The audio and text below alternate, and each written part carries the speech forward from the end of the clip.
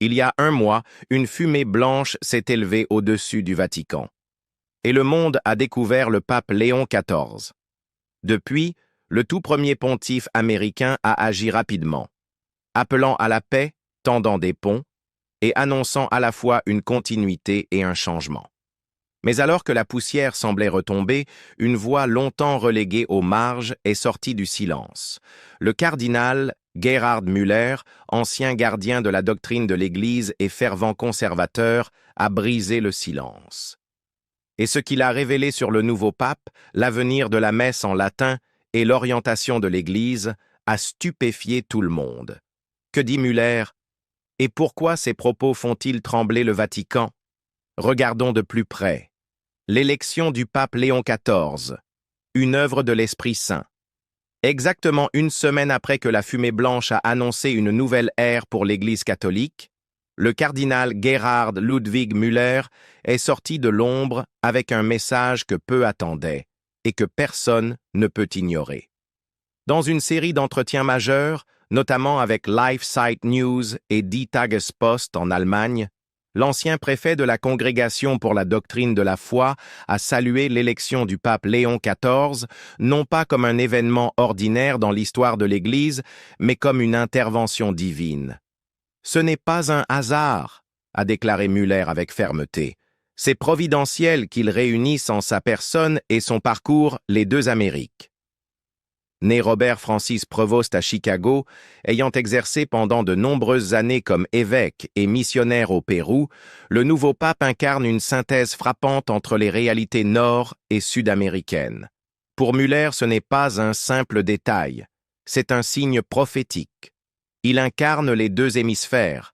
Ce n'est pas juste une biographie, c'est un pont, a-t-il déclaré. Il a vécu les réalités des deux Amériques, urbaines et rurales, riches et pauvres, culturellement dominantes et marginalisées, et cela lui donne un regard moral unique. Cette convergence, soutient Müller, pourrait ouvrir la voie à une réconciliation plus profonde entre les deux Amériques, longtemps divisées par la politique, l'histoire et les priorités ecclésiales. C'est le moment, a-t-il affirmé.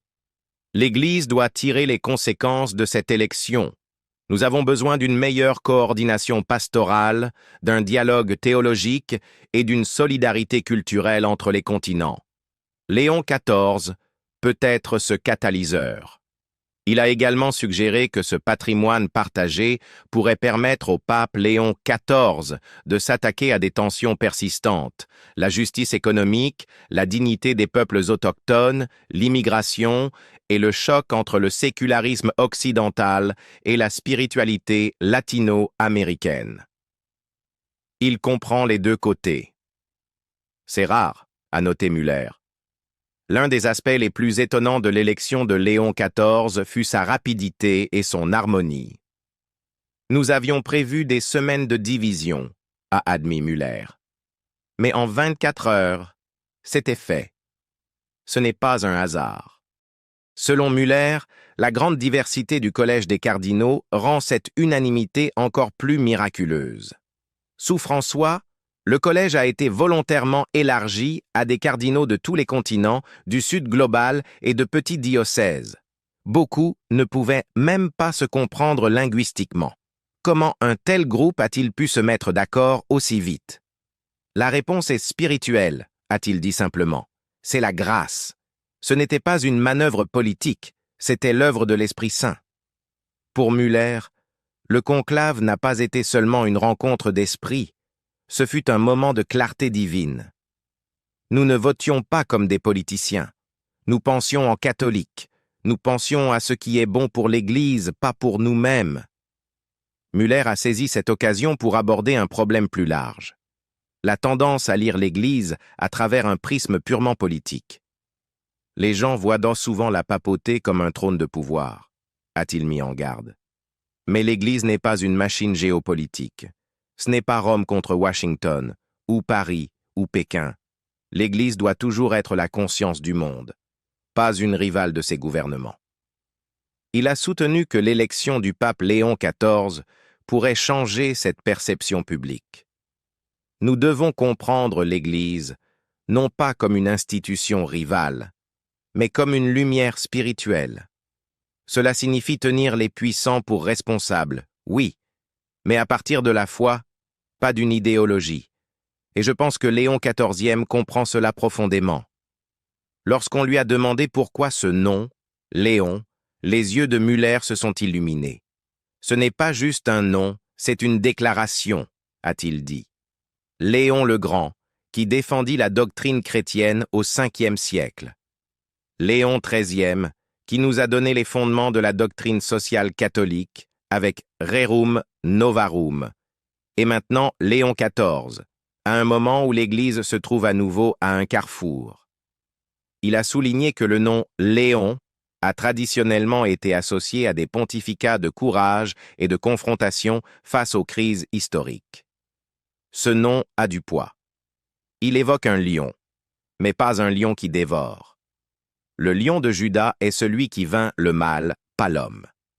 Le pape Léon XIV, je le crois, puise sa force là-dedans. Il n'est pas là pour dominer, mais pour défendre. Le cardinal Müller a aussi évoqué un possible changement de ton venant du nouveau pontificat. Léon XIV parle avec le cœur, mais aussi depuis les marges. Il n'est pas lié par les attentes européennes. Son accent est différent. Sa théologie respire un autre air. Et c'est là, pour Müller, que réside l'espoir. Parfois, nous avons besoin de quelqu'un venu de l'extérieur pour nous rappeler ce qu'est vraiment l'Évangile. Ce n'est pas la survie institutionnelle. Ce ne sont pas les intrigues du Vatican. C'est le Christ et les personnes qu'il est venu sauver. L'espérance du cardinal Müller pour l'avenir. Une semaine après l'élection du pape Léon XIV, le cardinal Müller trace une vision audacieuse pour l'Église. Une semaine après que le pape Léon XIV est apparu au balcon de la basilique Saint-Pierre et a salué un monde catholique divisé mais plein d'espoir, le cardinal Gerhard Müller a exposé une vision vaste et ambitieuse pour le nouveau pontificat. Pour Müller, c'est une époque de grandes possibilités, mais aussi de lourdes responsabilités. Et au cœur de son espérance ne réside pas seulement la théologie, mais aussi le caractère. Le pape Léon XIV est en position, affirme-t-il, pour répondre à certaines des questions les plus urgentes de notre temps, le transhumanisme, l'isolement technologique, la sécularisation et le relativisme moral. Mais au-delà de ces défis contemporains, Müller croit que Léon XIV possède un don unique, celui de restaurer l'unité spirituelle au sein de l'Église elle-même, une unité gravement érodée ces dernières années.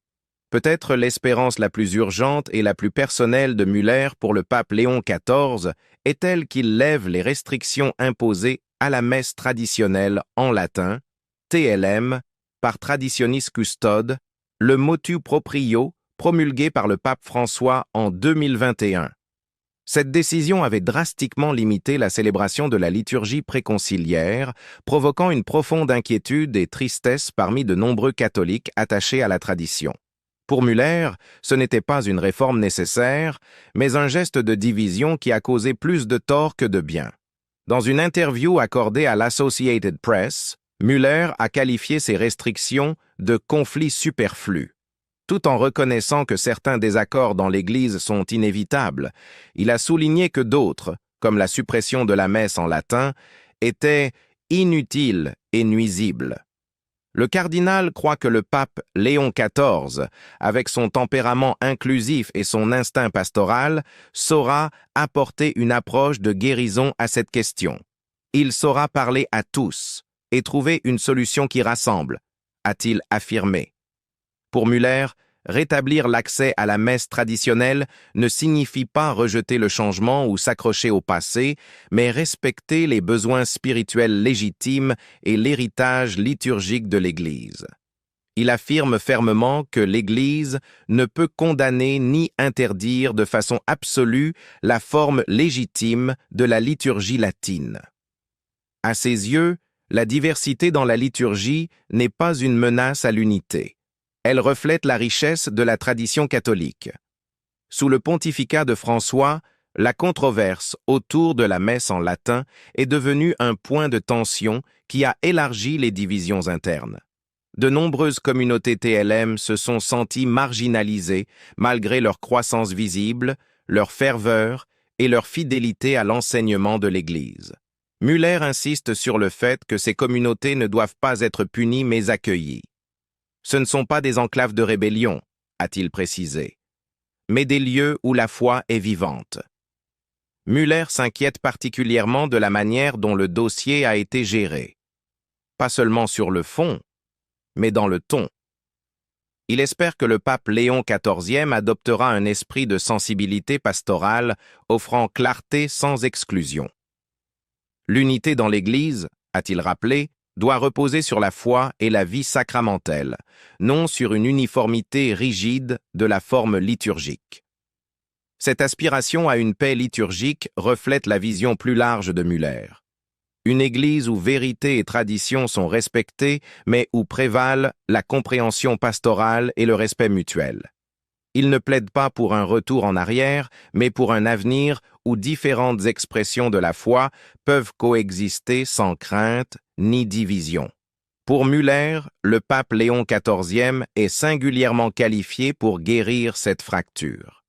Fort d'une expérience missionnaire, d'une profondeur théologique et d'une sensibilité culturelle, Léon XIV pourrait être le pape de la réconciliation liturgique, non en prenant parti, mais en recentrant l'Église sur ce qui l'unit vraiment, le Christ dans l'Eucharistie et l'amour partagé de la foi. Müller est pleinement conscient du poids du nom papal, Léon. Dans sa lettre ouverte au nouveau pontife, le cardinal a rappelé Léon Ier, Léon le Grand, qui a défendu la double nature du Christ au concile de Chalcédoine en 451, et Léon XIII, dont l'encyclique Rerum Novarum en 1891 a jeté les bases de la doctrine sociale de l'Église. Tel est l'héritage du nom Léon, écrit Müller, un héritage d'unité dans le Christ et de justice dans le monde. Il a ensuite établi un contraste avec le tragique pontificat de Léon X, sous lequel Martin Luther lança la réforme protestante, soulignant l'ironie historique que Léon XIV et Luther furent tous deux moines augustins.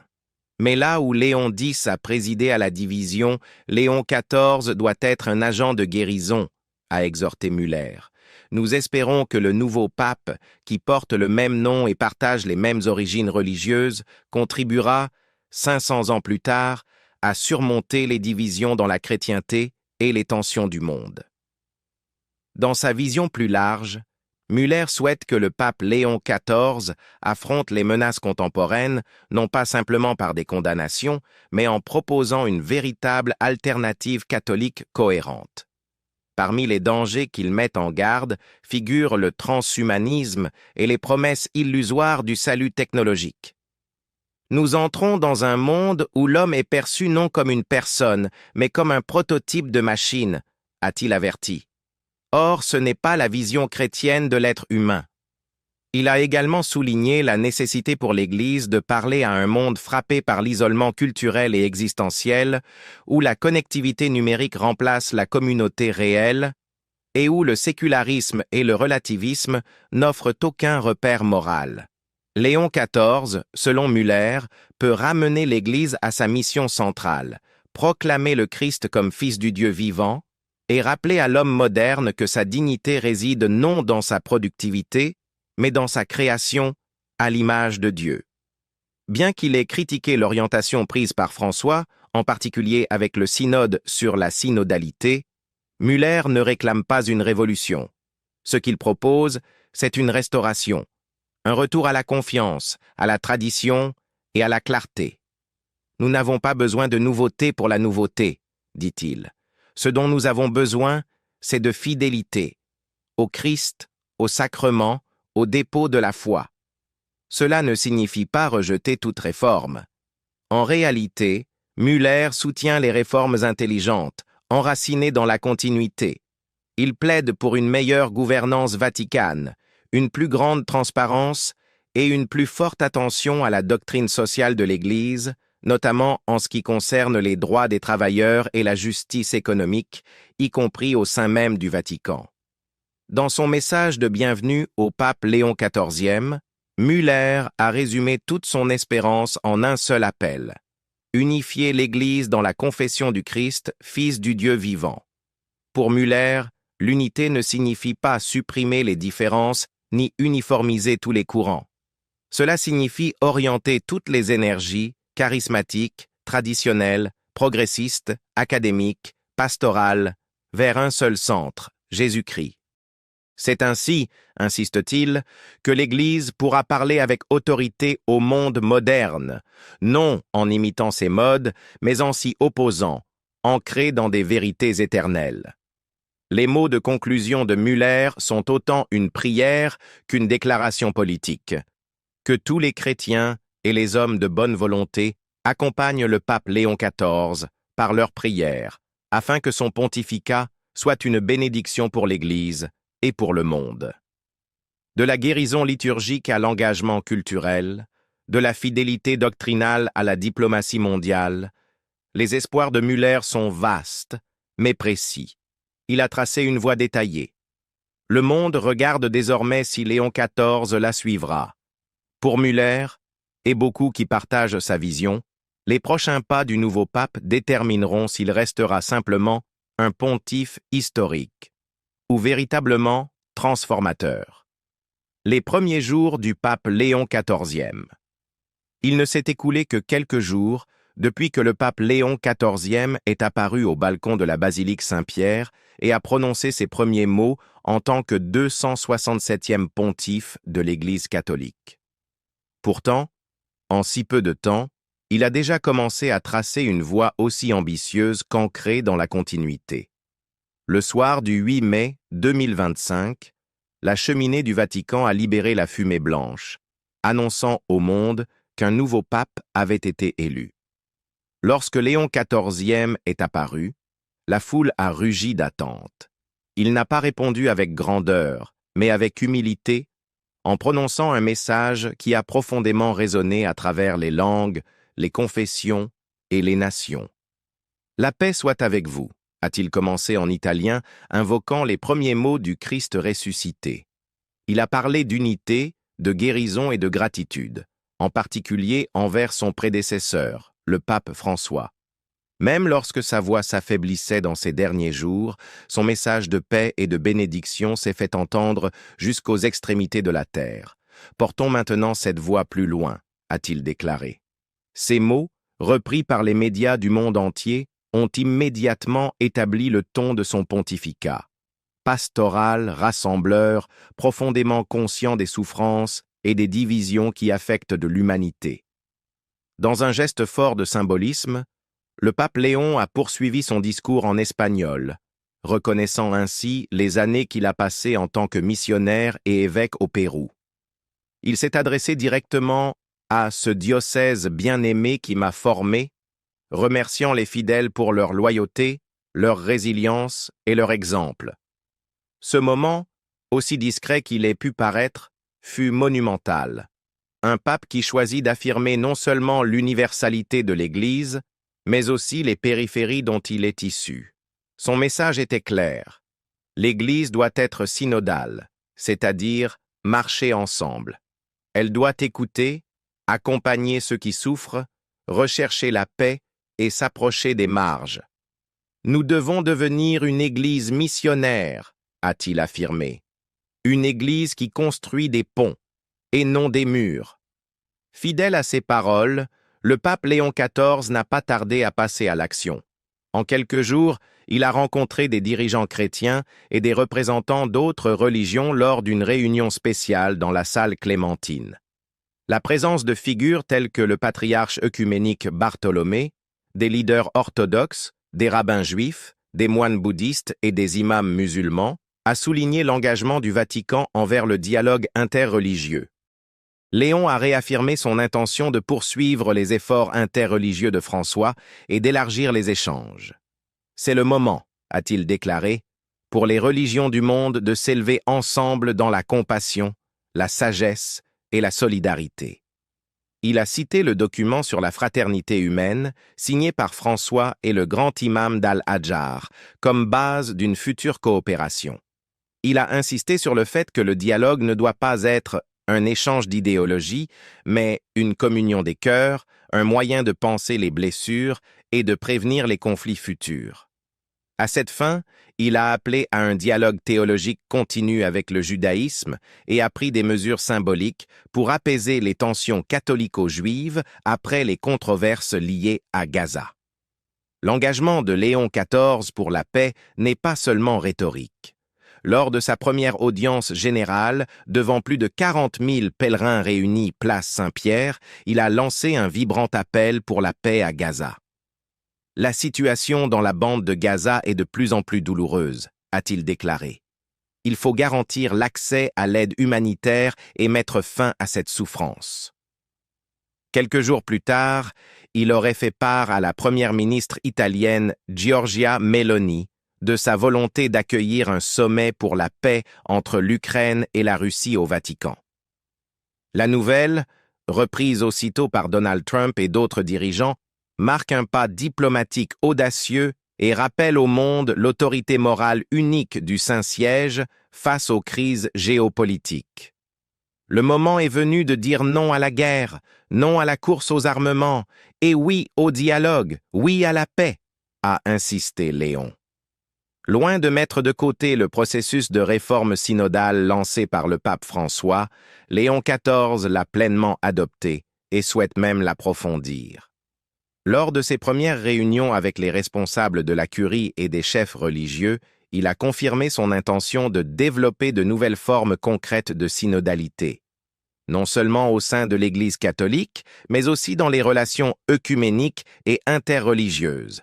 Cela s'est concrétisé par la nomination de sœur Tiziana Merletti, éminente canoniste, au poste de secrétaire du dicaster pour la vie consacrée.